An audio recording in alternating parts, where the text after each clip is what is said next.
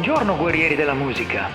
Io sono Electra Bones e sono sempre qui per accompagnarvi a scoprire i tanti meravigliosi paesaggi sonori che la musica rock ci ha donato in questi anni. In questo secondo episodio mi piace ancora vincere facile perché voglio parlarvi di un'altra song entrata di diritto nella storia della nostra musica preferita. Così come la sua geniale intro, un riff di chitarra semplice ed efficace dal sound dirompente e innovativo, se consideriamo gli anni in cui è giunto alle orecchie degli appassionati con la pubblicazione dell'album Led Zeppelin 2. Stiamo parlando del 1969, anno in cui Armstrong ha posato per la prima volta il suo piedone sulla Luna. Stiamo parlando, come si era capito, dei leggendari Led Zeppelin e stiamo puntando in maniera decisa il nostro ditone sulla canzone che apre il loro secondo disco, Whole Lotta Love.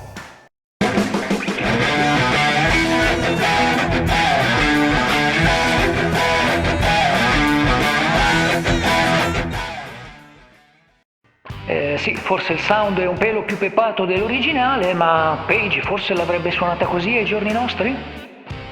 Pochi mesi fa, le riviste specializzate Total Guitar e Guitar World, in un sondaggio indetto tra i propri lettori, hanno battezzato questa intro di chitarra inventata da Jimmy Page come il miglior riff di tutti i tempi.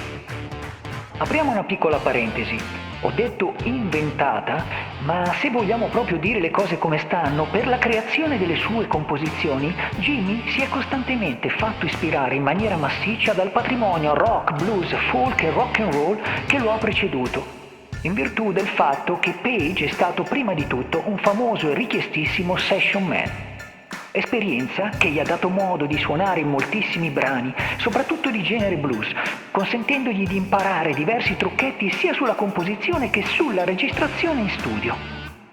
Naturalmente tutto questo materiale è sempre stato masticato, digerito e riproposto in una veste nuova, moderna, con un sound e un approccio mai sentito prima di allora. Possiamo sicuramente ritrovare in quest'album le fondamenta di un nuovo genere che verrà poi etichettato col nome di hard rock. E occorre anche sottolineare che i Led, a loro volta, sono stati una delle rock band più influenti degli anni 70. Ogni loro album è divenuto grande fonte di ispirazione per molti artisti e le idee contenute nei loro lavori sono state saccheggiate a più riprese da molte band successive. C'è tanta anima e suono Led Zeppelin in moltissime delle canzoni rock, hard rock e poi ancora heavy metal proposte negli anni a venire da gruppi divenuti poi più o meno famosi. Ma torniamo alla nostra canzone. In realtà, in questo caso, le colpe di Jimmy sono veramente esigue. Il vero furto, se così vogliamo chiamarlo, è avvenuto riguardo al testo e alla linea melodica. Entrambi molto simili a una canzone uscita 3 anni prima. You Need Loving degli Small Faces. Sentite qui.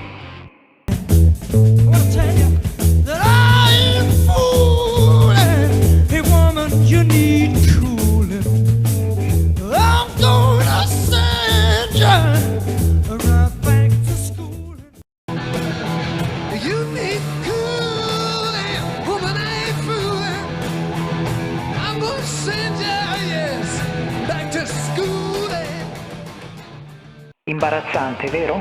In effetti, se ascoltate con attenzione, la linea vocale è decisamente somigliante al pezzo dei Faces. Addirittura simile è anche il tipo di intenzione interpretativa.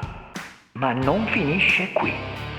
Linea melodica a parte, anche gli Small Faces, nella creazione del loro pezzo, si sono fortemente ispirati, in realtà si tratta di un vero e proprio adattamento, a una song uscita qualche anno prima, per la precisione nel 1962. Parliamo di You Need Love di Muddy Waters, il re del blues elettrico, scritta per lui dal prolifico autore blues e contrabbassista Willie Dixon. Ed è proprio quest'ultimo che molti anni dopo, nel 1985, intentò una causa legale contro i ragazzi del dirigibile, ottenendo un bel risarcimento. Cosa curiosa, gli Small Faces invece non furono mai citati a giudizio da Dixon e rimangono ad oggi ancora gli autori del brano. Probabilmente il gioco non valeva la candela. Molto divertente la dichiarazione successiva di Plant riguardo all'accusa di plagio. Il riff di Page era il riff di Page, era lì prima di qualunque altra cosa. Ho solo pensato, e adesso che faccio? È stato un colpo di fortuna.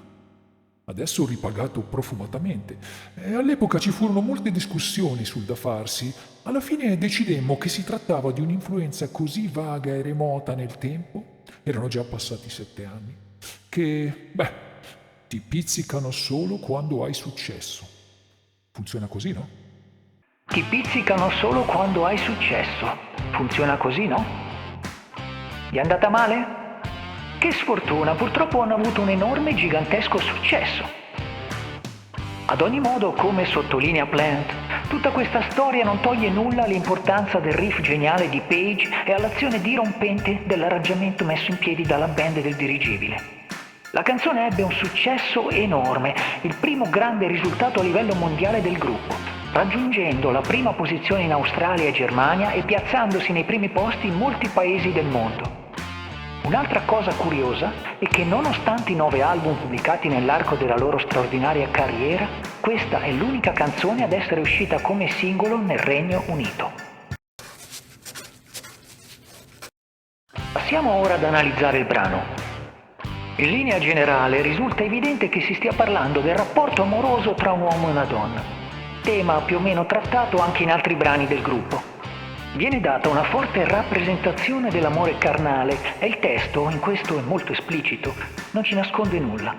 Dove il termine love, l'amore di cui parla anche il titolo, è chiaramente una metafora del membro maschile. Wanna whole lot of love? Vuoi tutto il mio amore? Ad esempio è una delle principali sfrontate frasi ripetute di continuo.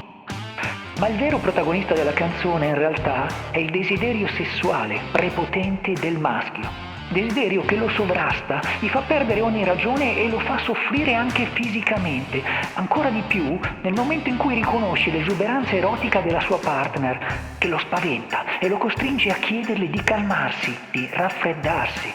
Keep it cool, baby.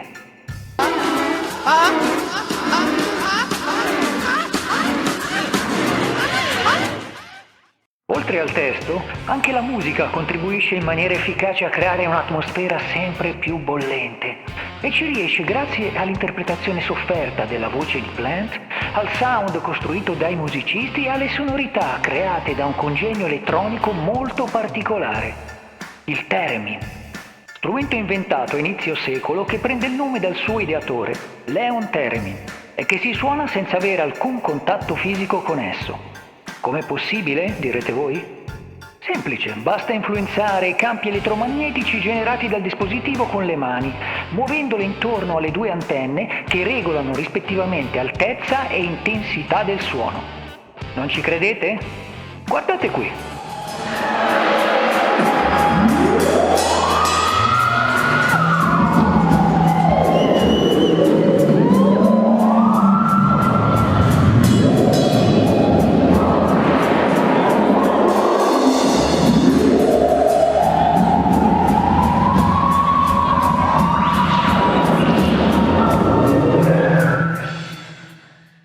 Lo conoscevate?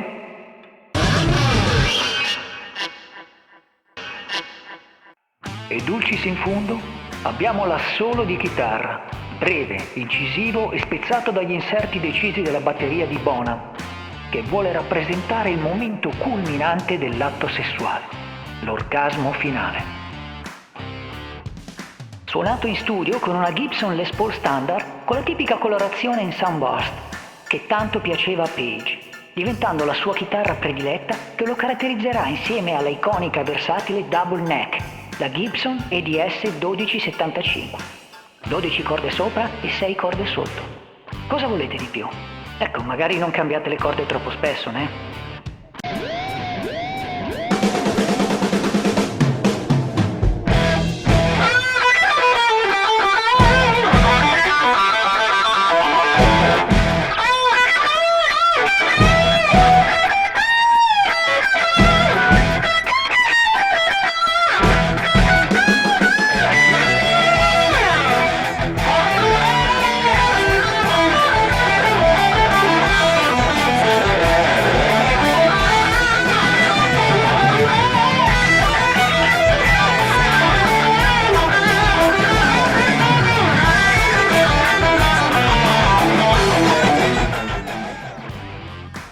aggiunto qualcosina in più rispetto all'originale.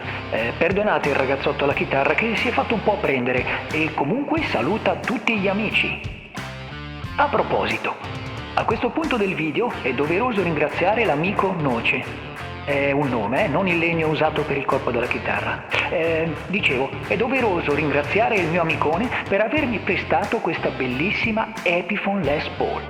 Purtroppo il mio budget non mi consente ancora di possedere una chitarra come quella usata da Page per registrare il suo brano. E proprio per questo motivo dovete sostenere il canale iscrivendovi, commentando, mettendo like e se volete inviandomi pure una bella Gibson Les Paul.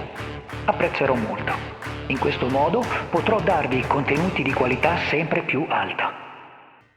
E mi raccomando, seguite anche il canale YouTube di Noce. Non ce l'ha, Come? non ce l'ha. Non ce l'ha? Ah, allora niente. Probabilmente proprio il lavoro minuzioso compiuto su questo brano diverrà poi fondamentale per la creazione definitiva di quel suono all'avanguardia e travolgente che li caratterizzerà anche nelle loro produzioni in studio successive. Per questo motivo è giusto almeno citare un altro contributo essenziale nella realizzazione finale della song che stiamo trattando.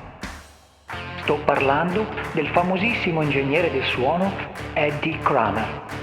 Led Zeppelin 2 infatti sarà mixato nei suoi studi newyorkesi.